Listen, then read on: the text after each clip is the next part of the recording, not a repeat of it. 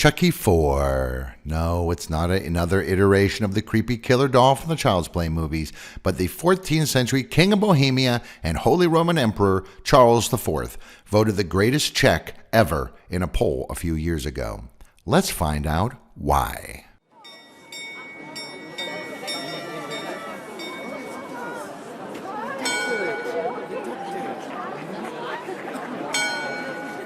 A city is much more than just a collection of buildings.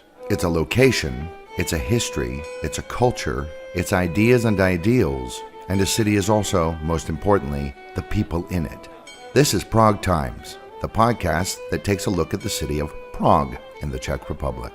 With more than 1,000 years of history, there's a lot to talk about. We'll talk about the past of Prague, but we'll also talk about the city as it is today, future plans for the city, and much more. It's Prague then, Prague now, and Prague later. And this is Prague Times.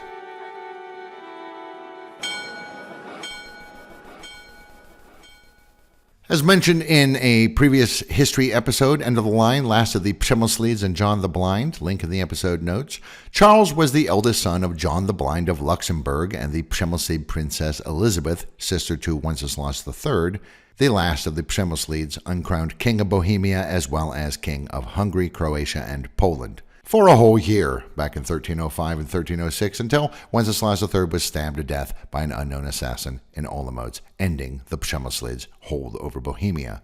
Young Charles was born in 1316, and his father became concerned after an attempt in 1319 by Czech nobles, who hated him because he wasn't Czech, to put his 3-year-old son on the throne in his place, so John had the boy tossed into prison for 4 years. Well, prison for a boy of noble birth, which meant the castles at Loket and Křivoklát, and then sent him to France in 1323 to get an education, but also stay out of the way. There, the young boy would learn many things, including Latin, French, German, and Italian, in addition to his native Czech. The boy's name was not actually Charles, but Václav, named after his grandfather, Václav II. At his confirmation, his baptism, when Christians often take on a new or additional name, he chose Charles to give honor to King Charles IV of France, who was his uncle with whom he'd been living since 1323. Also, the boy, formerly known as Václav, now known as Charles, was married to Charles IV of France's cousin, Blanche of Valois, in 1329 when they were both 13, returning to Prague for the ceremony. When young Charles was 15 years old, he got to pal around with his dad on some battlefields in Italy while his wife lived in Luxembourg. After 2 years, he was sent to defend the city of Lucca against the Pisans, and so Charles had a fortress built there. He also founded the fort and village of Monte Carlo, which means Charles's Mountain. That same year, his father went blind while campaigning in Lithuania, so Charles started taking over the day-to-day of ruling Bohemia.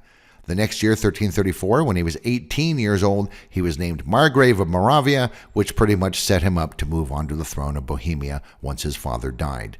He and his wife Blanche had a son, but the child died. In 1335, they had a daughter, Margaret, but Charles really wanted a male heir. 2 years later, he took over ruling the province of Tyrol in western Austria and northern Italy.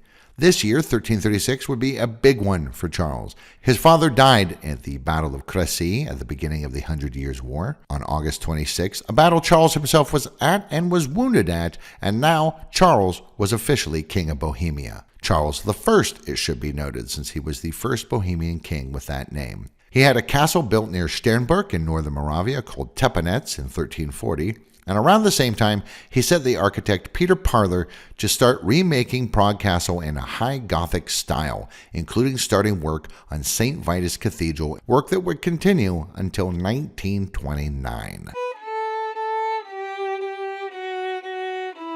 In addition to ruling his home country and trying to whip Tyrol into falling into line, he found himself in a political struggle between Pope Clement VI, his father's ally, and Holy Roman Emperor of the time Louis IV, the Bavarian. Some princes got together and elected Charles to be emperor instead of Louis, provided that he promised the Pope would always have final say in things, and that he abandoned all of his ambitions in Italy.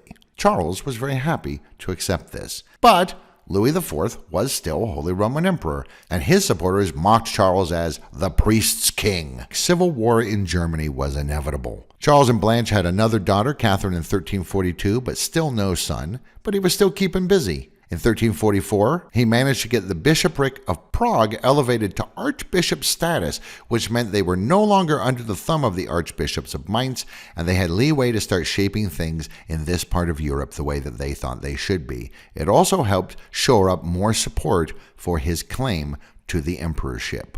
Then in October 1346, Louis IV had a stroke while hunting bear and died, and Germany kicked off. Some German nobles tried to get Gunther von Schwarzburg elected King of Germany and Holy Roman Emperor, but Charles, who had a kind of sort of a previous claim to this, opposed it at every turn, eventually defeating him in battle at the Siege of Eltville in May 1349, and now the path to the throne was clear.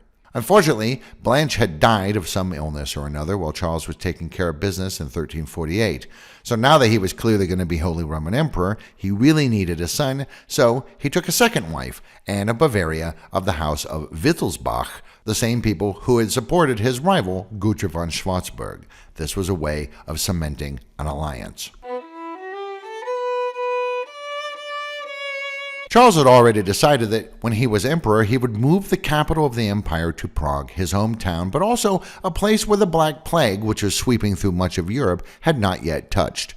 He drew up plans for an entirely new city, Newtown or Novi Miesto, based on a kind of a crappy map he had of Jerusalem. His idea was that it would look kind of like Jerusalem from heaven, and since the actual Jerusalem was in Saracen hands once again after the Crusades fell apart, Jesus would probably come here to Prague when he came on his grand Second Coming tour.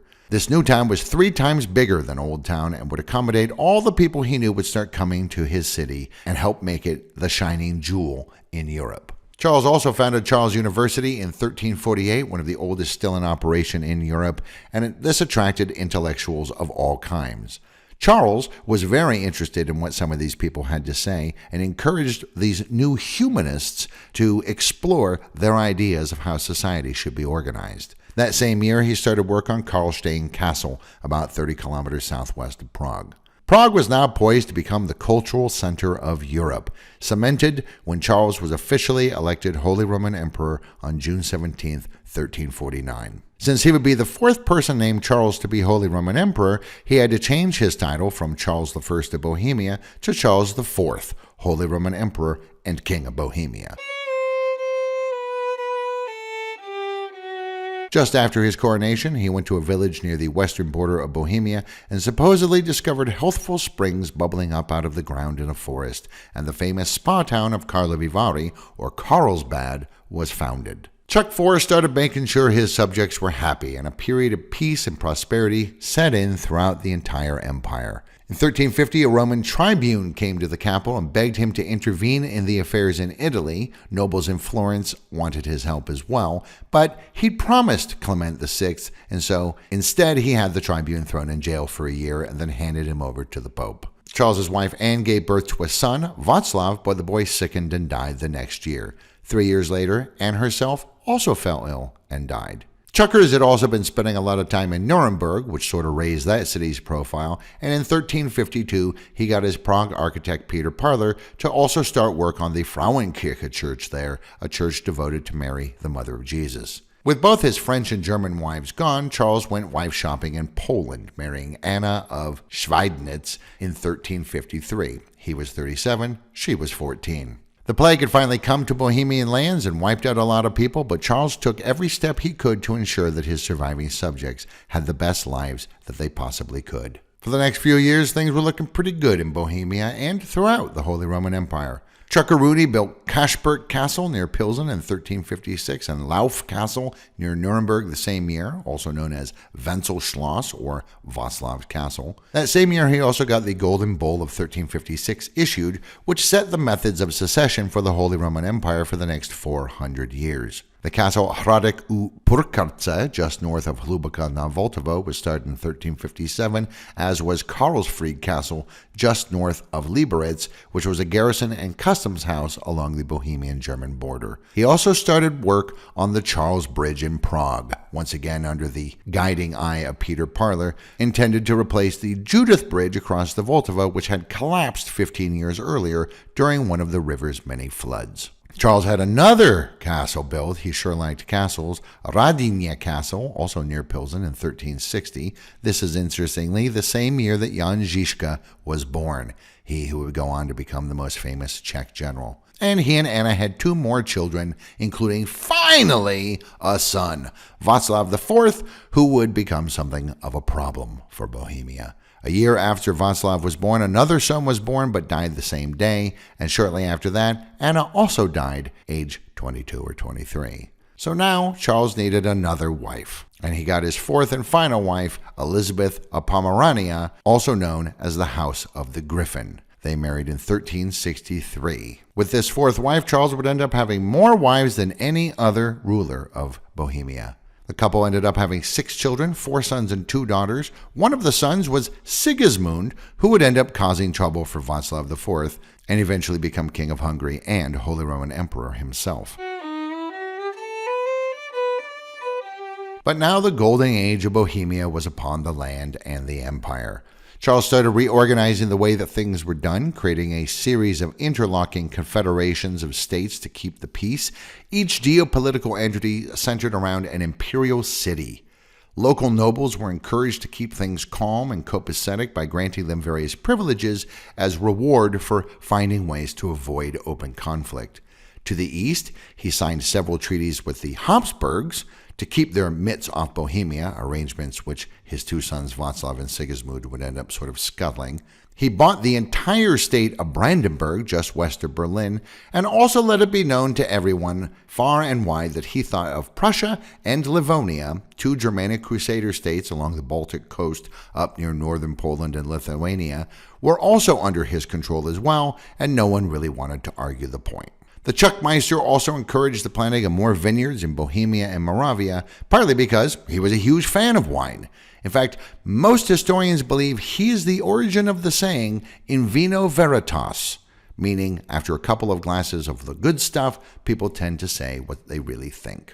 Charles lived until 1378, dying at the age of 62. His wife Elizabeth survived another 15 years, and getting a chance to see her stepson Václav IV waste the stability Charles had made with his wastrel ways.